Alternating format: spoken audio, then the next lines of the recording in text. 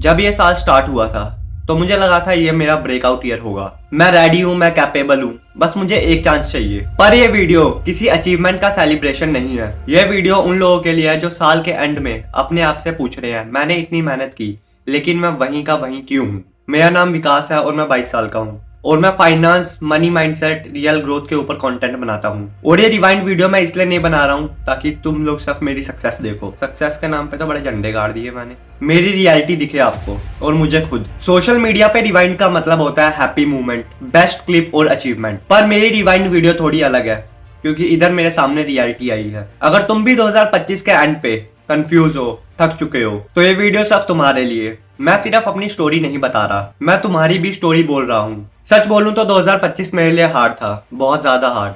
और बढ़ती एज के साथ ये नंबर और भी ज्यादा हार्ड होते जा रहा है अगर मैं सही डायरेक्शन में कुछ नहीं कर पाया तो। मैंने जितना एक्सपेक्ट किया था उसका आधा भी अचीव नहीं हुआ। आधा क्या 0.1 भी अचीव नहीं हुआ। व्यूज नहीं आ रहे, फॉलोअर नहीं बढ़ रहे और कई बार तो ऐसा लगा कि मैं एक लूप में फंस गया हूँ और उसी में गोल गोल घूमे जा रहा हूँ। तुम डेली मेहनत करते हो, रिसर्च करते हो, कंटेंट शूट करते हो, एडिटिंग करते हो और रिजल्ट जीरो। मेरी ये बात सिर्फ क्रिएटर समझ सकते हैं। इंस्टाग्राम ओपन करो तो लोग रातों रात वायरल हो रहे हैं। मेरे सामने की बात है देखते देखते। यूट्यूब पे देखो तो सिर्फ एक रील से लोगों की पूरी जिंदगी चेंज। और मैं या फिर आप में से काफी लोग सिर्फ अपलोड ही करते जा रहे हैं। कई बार तो ऐसा लगता है कि अब मैं लेट हो चुका हूँ, फाइनेंस कंटेंट काम ही नहीं कर रहा, या फिर शायद मैं ही कैपेबल नहीं हूँ। रात को सोने से पहले भी कंटेंट के बारे में सोचना, काम के बारे में सोचना और सुबह फिर जाना है काम पे, वो चीज। बट इस फेज को मैं काफी ज्यादा इंजॉय भी कर रहा हूँ। रात को सोते टाइम यही सब सवाल दिमाग में घूमते रहते थे और फिर सुबह उठ के फिर से काम। फेलियर सब पैसे या व्यूज का नहीं होता। फेलियर तब होता है जब आप खुद पे डाउट करने लगो, शायद मैं ही कैपेबल ना हूँ या फिर मैं ही इनफ नहीं हूँ इस चीज के लिए, और आपको अपने ऊपर खुद ही डाउट होना शुरू हो जाए। पर एक चीज जरूर है जो मैं अभी तक नहीं कर पाया और वो है क्विट। बेशक मेरी वीडियोस की अब थोड़ी फ्रीक्वेंसी कम होगी है अपलोड करने की, बट अब वापस से वीडियोस रेगुलर होने वाली हैं क्योंकि मैं दूसरे कामों में भी बिजी हूँ जो आपको 2026 में पता लगेंगे। इसके अलावा मैं कैसे और क्या क्या कर रहा हूँ और अपने कंटेंट के लिए मैंने काफी कुछ सोचा है, वो टाइम के साथ साथ आपको धीरे धीरे पता लगेगा। बस जैसे मैंने सोचा है बस चीजें उसी हिसाब से वर्क करें तो 2026 काफी अच्छा ईयर हो सकता है हमारे लिए। अगर आप कंसिस्टेंसी से मेहनत करते जाते हो और आपको रिजल्ट ना दिखे तो पता है मोटिवेशन वीडियोस भी काम नहीं करती। तब सिर्फ एक चीज काम करती है और वो है ऑब्सेशन। अब ऑब्सेशन का क्या मतलब होता है? ऑब्सेशन का मतलब है बिना रिजल्ट के काम और बिना एप्रिसिएशन के कंसिस्टेंट रहना और बिना गारंटी के फ्यूचर बनाना। अब इस चीज में शौक होने वाली कोई बात नहीं है। अब मैं इस फील्ड में हूँ, कोई और किसी और फील्ड में होगा, कोई गवर्नमेंट जॉब के फील्ड में होगा। फ्यूचर किसी को किसी का नहीं पता, बट एक ही उम्मीद पर दुनिया कायम है कि हो जाएगा, या फिर कर रहे हैं या फिर करते रहेंगे तो एक ना एक दिन हो ही जाएगा। सर्कल सेम ही है, बस वेज अलग अलग है। लेकिन अगर रिजल्ट नहीं आ रहा और नॉन स्टॉप कंटेंट भी बना रहा हूँ, पर फिर मैं लगा क्यों? क्योंकि मैं वायरल होने के लिए कंटेंट नहीं बना रहा हूँ और ना ही मुझे व्यूज से फर्क पड़ता है। भाई कंटेंट क्रिएशन शुरू करने से पहले मैंने एक चीज समझ ली थी, अगर मैं कंटेंट क्रिएशन व्यूज और पैसों के लिए स्टार्ट करूंगा तो मेरा हाल वही होगा कि 1-2 महीने में आके मैं भी बैठ जाऊंगा।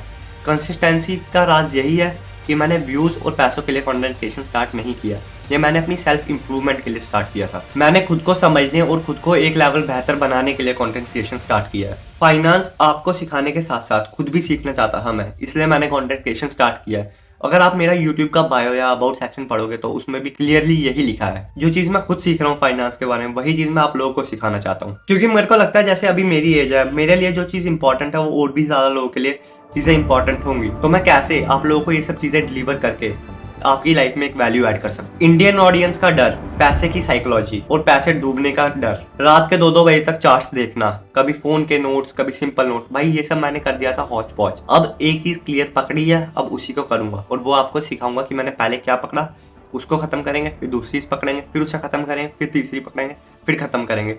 इस तरीके से प्रोसेस चलता है। अब बताता हूँ आपको और क्या क्या हुआ इस साल।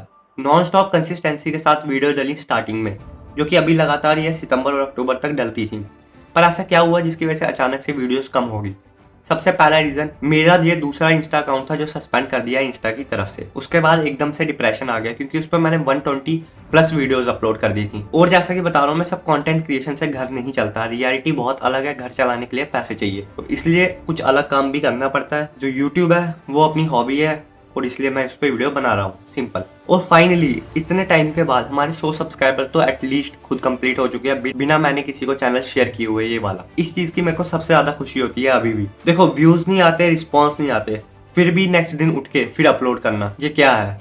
यही है कंसिस्टेंसी या डिसिप्लिन कह लो, या फिर किसी चीज के लिए ऑब्सेशन की करना है मतलब करना है। मैं कोई ट्रेंड फॉलो नहीं कर रहा हूँ, मैं फ्यूचर के लिए अपने आप को ट्रेन कर रहा हूँ। तो कंक्लूजन क्या निकला? 2025 में मैंने एक चीज समझ ली है, अगर ग्रोथ नहीं हो रही तो प्रॉब्लम एफर्ट में नहीं डायरेक्शन में है। मैंने ईगो को साइड पे रखा और स्मार्ट तरीके से कंटेंट को अब डिजाइन करना शुरू किया। अब मैं ज्यादा फोकस कर रहा हूँ कि मैं सिंपल बोलूँ, इंग्लिश के फैंसी वर्ड को कम ही यूज करूँ। ऑडियंस को इंप्रेस नहीं करना होता, ऑडियंस को चीजें समझानी होती हैं जो उनको समझ आए। ऑडियंस को रिलेटेबल लैंग्वेज चाहिए और हॉनेस्टी चाहिए। और जो मेरे अंदर सबसे बड़ी प्रॉब्लम आ रही है और वो है पेशेंस की। भाई पेशेंस हो ही नहीं रहा। मैं सोच रहा हूँ चीज़ें जल्दी जल्दी हो ताकि जल्दी जल्दी रिजल्ट मिले, बट मेरे को लगता है इस पॉइंट पे आके कि पेशेंस रखना पड़ेगा, जो कि हर फील्ड में होता है, चाहे आप एंटरप्रेन्योर हो या फिर स्टडी कर रहे हो या फिर कुछ भी कर रहे हो। मुझे ऐसा लगता है कि जो इंसान पेशेंस सीख लेता है वो लॉन्ग टर्म में ज़्यादा सही ग्रोथ करता है। रीसेट का मतलब पीछे जाना नहीं, रीसेट का मतलब है स्मार्ट कमबैक होगा। तो सुनो, कंसिस्टेंसी बिना क्लियरिटी के वेस्ट है। एक्सप्लेन करता हूँ एग्जांपल के साथ। इंडियन ऑडियंस इंग्लिश से नहीं इंटेंशन से कनेक्ट होती है। मनी स्ट्रेटेजी से पहले साइकोलॉजी है। मैंने एक चीज नोटिस की, मैं SIP वगैरह के ऊपर कंटेंट बना रहा हूँ, लोगों के पास पैसे ही नहीं है तो फिर इन्वेस्ट क्या करेंगे? तो पहले मेरे को फोकस करना चाहिए कि हम कैसे पैसे बनाएं, उसके बाद इन्वेस्टमेंट वाले पार्ट पे आएंगे। और जिन लोगों के पास हैं उनके लिए ऑलरेडी क्रिएटर हैं कि कैसे इन्वेस्ट करना है ये सब के लिए।